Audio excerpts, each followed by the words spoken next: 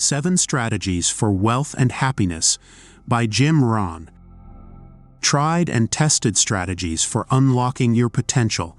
Everybody wants to be happy and wealthy, but few actually manage to achieve it.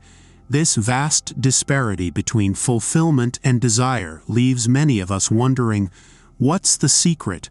7 Strategies for Wealth and Happiness, 1985, aims to fill this gap by offering tried and tested strategies from the author's own experience as an entrepreneur and motivational speaker. Introduction. Have you ever seen those "would you rather" questions that pop up on Facebook and Instagram? Our friends and acquaintances share them in the hope of sparking conversation, and they always say things like, "Would you rather be poor and happy or rich and miserable? Would you rather have love or a meaningful career?" These questions are increasingly popular, and although they can be trite and annoying, they also reflect the reality of our everyday struggles. Because the truth is that everybody wants to be happy, and everybody wishes they had enough money to pay the bills. Maybe you don't even want to be wealthy enough to buy a Maserati, but you wish you at least had enough to live comfortably. These are pretty universal desires, but for most of us, they feel as unattainable and unrealistic as those question games on social media. For many people, life really does feel like a weird toss-up between happiness and wealth. For others, both options feel completely out of reach. So how can we change that? How can we find both happiness and wealth in our daily lives? Over the course of this summary, we'll explore the author's answers to these questions. Chapter 1. Maximize your time and productivity by setting goals for yourself. This book is about achieving wealth and happiness, but you won't find any get-rich-quick schemes or guarantees to make your life better overnight. Instead, this book only contains practical pieces of advice that you have to implement if you want to see results. But before we dive into our first tip for achieving wealth and happiness, it's important to consider the obstacles that stand in our way. After all, if everybody wants to be happy and wealthy, why aren't we? What's holding us back? The author observes that there are a few common things that keep people from being happy and successful. One thing is the sensation of being stuck. Whether you feel stuck in your personal development or in your professional life, it's easy to feel as though you're trapped in a rut and it's impossible to get out. And the longer you stay in that rut, the more unmotivated you'll feel. So, what can you do to break free from that rut? How can you get out and reclaim your potential? The author believes that setting goals for yourself is the first step. But for some people, that might be more easily said than done.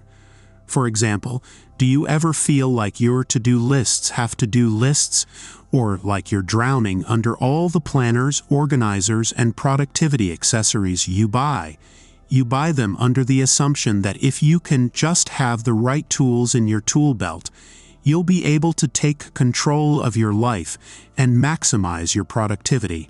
Unfortunately, however, you've probably already noticed that it doesn't work that way. Because all of those tools are exactly that, tools. They're helpful things for you to use in the same way that a tire gauge can help you fix a tire. But just like a tire gauge, they don't have the power to jump up and magically fix your life for you.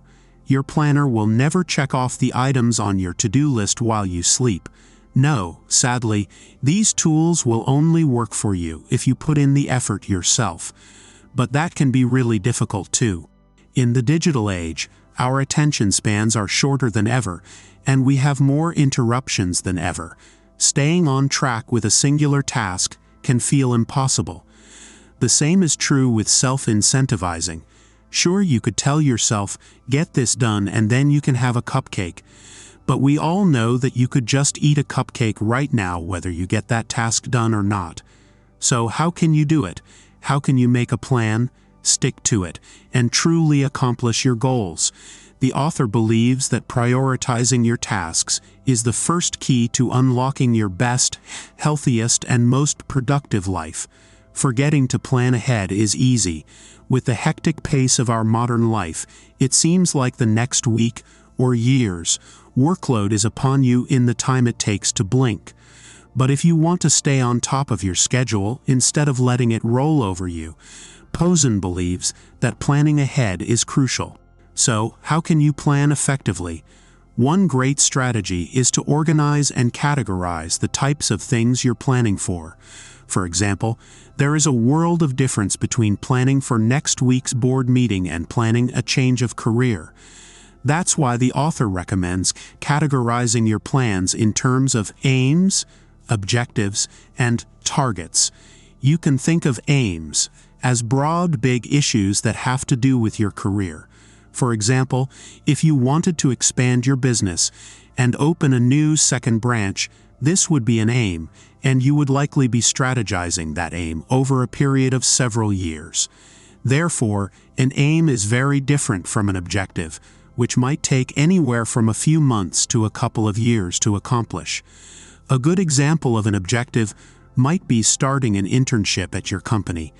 Lastly, targets are smaller tasks that have to do with the here and now.